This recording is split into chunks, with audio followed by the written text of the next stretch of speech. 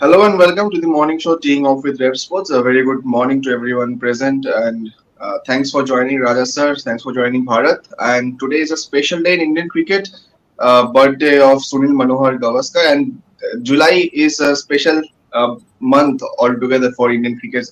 3rd July, Harbhajan Singh, 7th, Mahendra Singh Dhoni, 8th, uh, Saurav Ganguly, and 10th today Sunil Gavaskar. Though I have not even Bharat have not seen him live play, but yes, all our memories are stuck to YouTube and the 83 film, the real version. But Raja sir, you have seen him play live. So first thoughts, how great of a batsman is Sunil Manohar Gavaskar?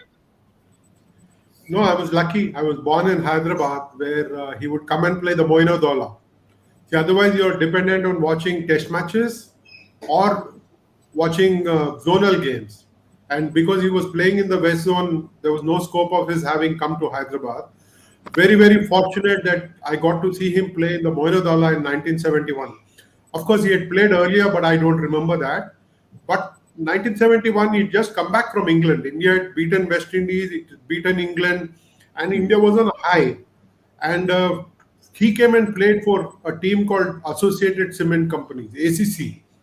And the commitment that he had, it was just a few days that it had been since he came back from England. But to see him come and play for ACC, come and play with commitment, and show us all who really Sunil Gavaskar was. We had heard about him.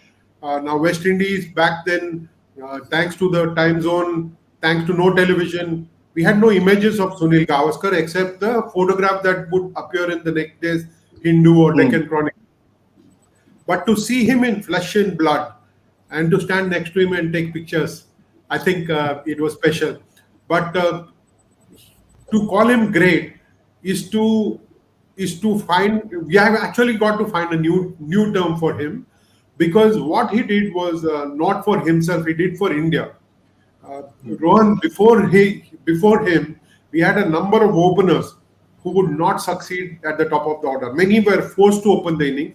My own hero, Sunil Gavaskar, his hero, ML Jaisimha, of course, not Sunil Gavaskar, but Jaisimha, Dilip Sardesai, Farooq Engineer, Budi Kundaran, Ashok Mankar, all of them had been forced to open the innings because we didn't have specialized opener. Here comes a man and changes not just the grammar of opening the innings, but the perception of what really opening the innings is for India. Now, every fast bowler used to lick his tongue because India, the first wicket was very easily obtained. But this man came and changed it all. He put a price on his wicket. He understood where his off stump was, and he gave us 16 great years of watching cricket. I don't think there has been another like him, even though people will say Virender Sehwag changed the grammar of opening the innings. But I really believe that back in the 70s and the 80s, it was Sunil Gavaskar who made all the difference to the Indian cricket side. Of course, we had Gundappa Vishwanath, another titan. We also had Kapil Dev coming in later, and we had the spin quartet. But kids like I was back then always wanted a picture with Sunil Gavaskar. And I think that tells you of who really Sunil Gavaskar was back then. Absolutely, and at that time, it was taking pictures and clicking pictures was not in trend like now. So it tells how important he was. So Bharat, coming to you, as Raja sir said about opening, and I was yesterday working on a video where he called himself the member of the stupid opening club along with some other greats, because you have to be stupid to open to those fast bowlers. And fantastic video coming up for the viewers. But Bharat, your thoughts on that? How great he was Sunil Gavaskar, and how did he change the way Indians look at cricket? Your thoughts? Yeah, obviously, he was an all-time great batter. I don't think I need to add more on that. But yeah, he's played some great knocks. Obviously, people talk about his knocks in West Indies in 71. They also talked about a lot of his knocks in West Indies in 1983-84 in India, that was. Yeah, but some of his, I think, underrated knocks came against Pakistan, perhaps in 82-83. They had Imran Khan. He really seemed to be on a mission, took 40 wickets or something in that series. and Pakistani fans were comparing him to, I guess, jet planes or Pakistani planes. And he and I think Mohinder Ramanuj scored a lot of runs against that attack. There was also that 76, I think, Jamaica bloodbath when he scored 66. I guess Michael Holding was the one who, and Wayne Daniel was perhaps there in that side as well. Those two, as per reports, even ball beamers, and he stood there and scored 66. So there have been a lot of underrated knocks as well. Obviously, the knock against Pakistan, turning track at 96. Yeah, this is someone who has carried the Indian batting lineup for 16 years as an opener. So obviously one of the titans of world cricket against pace bowling, against spin bowling. Yeah, uh, name it, and he has scored runs. Yes, yes, sir.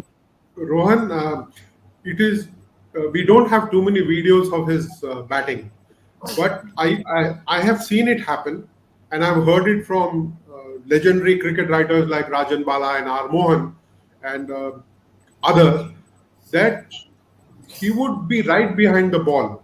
Now, it was one of the finest things to hear about an Indian opening batsman, the pace of a Michael Holding or an Andy Roberts, uh, and he would not flinch. The ball is coming at his face, and he would have his bat right in front, and the ball would drop dead. The ball is coming at a very furious pace, but it would drop dead at his feet, almost like kissing his feet and asking him, "What should I do next, master?" Now, we have seen many people play that shot, but the ball would ricochet to the stump. Ball would spin onto the stump. But in Gavaskar's case, almost invariably it fell at his feet and said, "Oh Lord, tell me what next to do." No, so that was the kind of control that he had over the ball, and the kind of timing. Oh God, sheer delight to watch. At his peak, I don't think there was a better side than his straight drive. He would play the square cut as elegantly as Gundappa Vishwanath. He would play the flick as well. He was not very risky. Now, as an opening batsman of those times, you would not get to play the drive often, but when it did, it was such a treat to sore eyes. Okay, and without helmet, he used to play, and that what baffles me. All those fast bowlers without helmet, how does it? How did it do it? Any special memories, Raja sir, of Sunil Gavaskar playing? I have heard that. I have read about it, 1971. So, any special memories? See, 71 was always going to be special. 774 runs, 400, including 100 in each innings in that final test match, and a double century to boot. Uh, Fantastic start to his career. But many have started well, but not gone on to play as long as Sunil Gavaskar did, as consistently as he did. Now, when he was there, you knew that India had a chance of fighting hard against the opposition. But when he fell, hearts would sink. I particularly remember one innings, watched it on television, of course. I was a young journalist back then. This was the series against West Indies in 1983. Clive Lloyd and his team was very angry that they had lost the World Cup in at Lords, and then they came to India for a big series. They won the one-day series 6-1, if I'm not mistaken, and then a test match in Kanpur. His bat fell off the hand when Marshall bounced at him. I was told he went back to his one of his old coaches, Kamal Bhandarkar sir, and then spent some time at the nets. Came back to Delhi and got that 29th century, equaling Don Bradman's record by hooking Marshall fearlessly. Now, Gavaskar's sense of humor will allow him to tell you that the boundary at Ferozshah Kotla in Delhi is really short, therefore he could play the hook. But he played it fearlessly and he got an amazing 100. I think it will be a standout memory for those who watched it on television back then. Very grainy pictures we would get. Early life on color television for all of us, but it has to be one of the finest innings played against fast bowling on Indian soil. Okay, Bharat, anything you would like to add to it? And one interesting question for you, and this has especially came from Trishadi. So you are one of the very good analyst of the game. So any particular current bowler you want to see bowling against prime Sunil Gavaskar? Not prime, I guess. Yeah, he's bald. Wasim Akram is bald to him. So any prime bowler, not Of the prime current bowler. generation? Yeah, maybe I would want to see what Ashwin would do. Ashwin or especially Ravindra Jadeja would do with the DRS around, bowling stump to stump, little bit of side spin, just to see how Gavaskar goes about his things against, especially Ravi Jadeja, because he seems to bowl every over in 1 or 2 minutes. So for many years ago, I was doing text commentary, and one of the toughest things was to do text commentary when Ravi Jadeja was bowling, because he would finish his over in 1 or 2 minutes. It must be difficult for a batsman to play against Jadeja and Ashwin, because they go through their over so quickly, and also with DRS around. Just want to see how a old school batter would go up against spinners, because these days a lot more LBWs are given. Just to see imaginary sense. Yeah, as far as Gavaskar is concerned, yeah, that Kanpur test, I think it goes back to that 83 series in 82 83 series in West Indies, where the Colin Croft had gone by then, had gone for dribble tour, so they had Marshall, Garner, Holding, and Roberts, I guess, and they kind of restricted Sunil Gavaskar in the 82-80 series when Mohinder Raman has scored 598 runs, including those knocks of 80 and 91 and Barbados. And that continued in Kanpur, and obviously after that, Gavaskar played those hook shots and succeeded in a couple of test matches. Rohan, I would have liked to see Glenn McGrath versus Sunil Gavaskar, because McGrath was so relentless around the off stump. It would have been a fascinating contest, and Gavaskar has to be one of the finest who would leave the ball outside the off stump. So in a test match situation, to watch Gavaskar take on Glenn McGrath would be a fascinating dream contest, really. But to add to what Bharat has just said, Ravindra Jadeja bowling to Sunil Gavaskar, I'm very sure that Mr. Gavaskar would employ batting left-handed. He did that famously against Raghuram Bhatt, one of the finest left-arm spinners India has seen. Played for Karnataka in a game in Mysore, or was it Gadag? I don't remember. I think it was Gadag, where he batted left-handed for so long that he handled Raghuram Bhatt very comfortably. Now, there was a lot of criticism, but it tells you what Sunil Gavaskar is capable of. We are all in awe of Kevin Peterson playing the switch hit and AB de Villiers being 360 degrees. But Sunil Gavaskar is probably the only batsman to have batted both right-handed and left-handed and succeeded against him. I didn't know about it. It's fascinating. It's much like his sense of humor. We were talking backstage about Sunil Gavaskar's sense of humor. So, any particular memory that you have, sir, because you have worked in the broadcast also, and I'm sure you have met him a lot after his playing days. So, any special memories of his sense of humor, witty sense of humor, before we go into Ashes and Lakshya Sen? No, I remember somebody asked him about wearing the skull cap. You see, I'm told Imran Khan had asked him to wear something to protect his head, and he designed his own skull cap.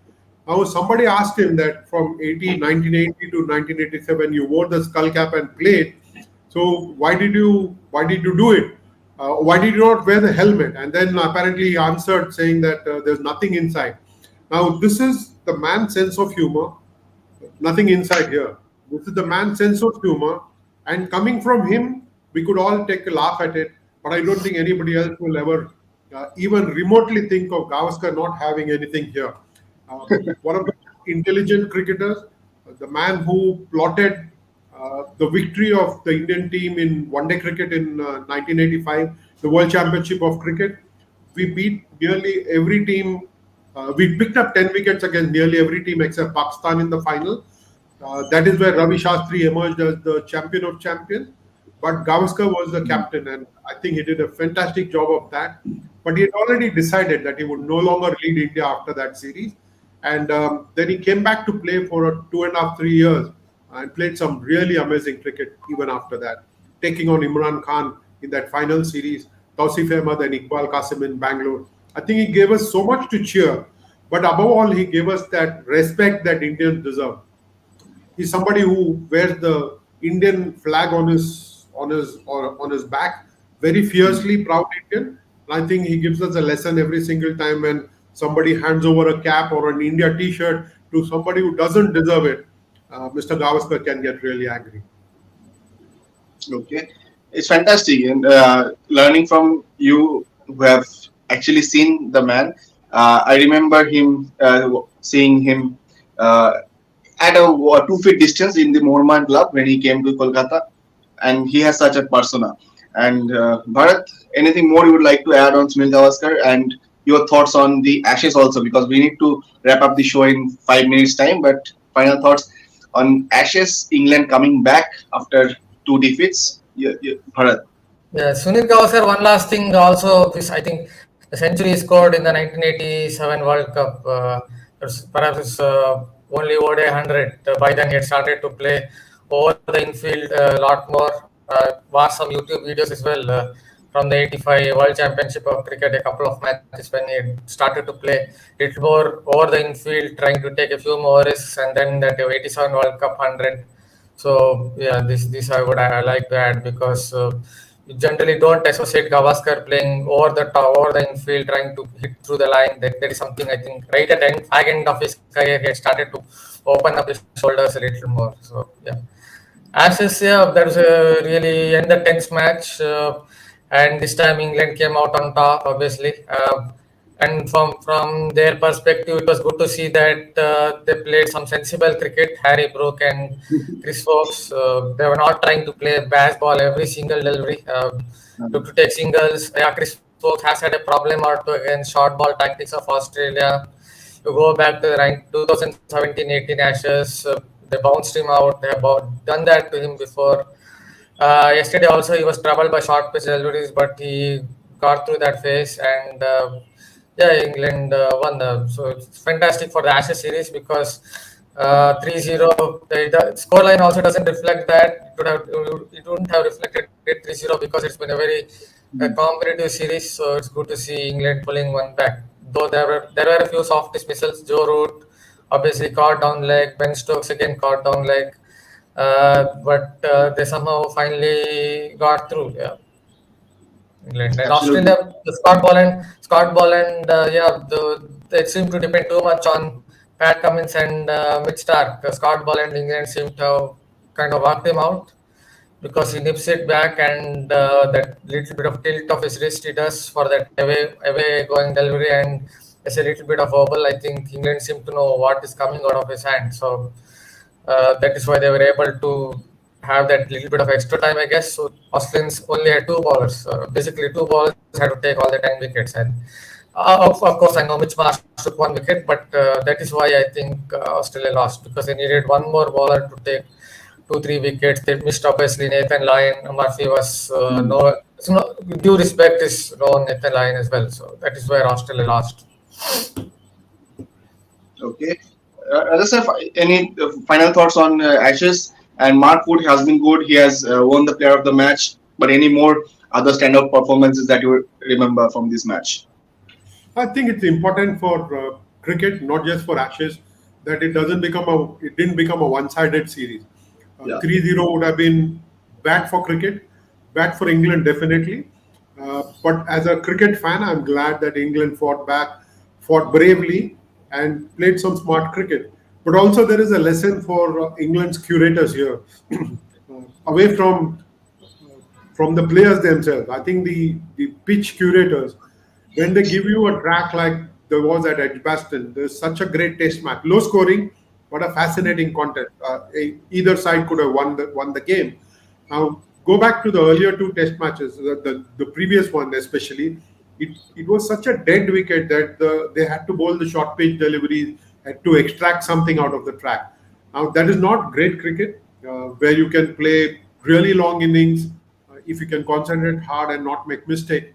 But I think the kind of track that was laid out at Edgbaston, it has to be one of my favorite venues in England because it gives both the batsman and the bowler a chance. I think that is what stood out for me, the nature of the pitch at Edgbaston. Rohan. Okay, okay. And yesterday also Indian Just to add badminton, Lakshya something, Singh. just one Yeah, second, go just to ahead. add something on that Ashes. Finally, England took their chances in the second innings at Leeds because at Edgbaston they had to create 27 chances in total. Obviously, bowlers can't create 27 chances, and they lost by 2 wickets. At Lords, they dropped again 5 catches, lost. And this time, at least in the second innings, not in the first innings, second innings, they took all their chances. I think that made a difference because England's slip catching percentage is only better than Bangladesh in the last 4 seasons. That's as bad as it is. Yeah, you're talking about it in the last day The show slip also. catching percentage has been so bad. They drop catch after catch. Yes, you were At talking least about it it. makes me remember Pakistan from the 90s spirit when they went and dropped 10 catches at the Gabba against Australia in 1995-96. So it makes me remember Pakistan slip catching, England slip catching for the last 4 seasons. Okay. It was fantastic and knowing so much about Sunil Gavaskar and talking about Ashes. And yesterday, Lakshya Sen also won the Canada Open. And early morning, an exclusive interview with Boryata that is already up on the website. So for our viewers can go and read it. And lots happening. I would request the viewers to tune in on social media to interesting, funny conversations with Sunil Gavaskar coming up. So lots happening, and so thank you, Raja sir. Thank you, Bharat, for joining. We'll be back again tomorrow. Thank Thank you. you very much. Have a lovely day.